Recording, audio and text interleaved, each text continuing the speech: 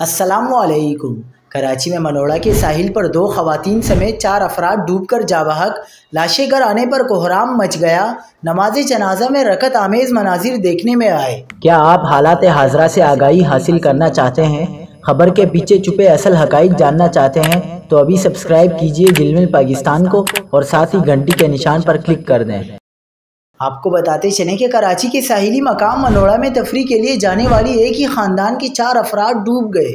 کراچی کے علاقے دستگیر سے 6 افراد پر مشتمل خاندان پکنک منانے منوڑا کے ساحلی مقام پر پہنچا تو کسی کے وہم و گمان میں بھی نہ تھا کہ مسکراہٹوں اور کہکہوں بھرا یہ سفر خون کے آنسو رلانے والا دکھ بن جائے گا۔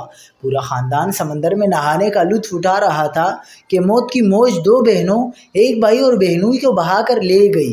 جاں بحق ہونے والے بہنوں اور بھائی کی شناخت حافظہ امام، صبا امام اور معاذ امام کے ناموں سے ہوئی ہے، جبکہ بہنوئی مصطفیٰ آفتاب تاحال لاپتہ ہے۔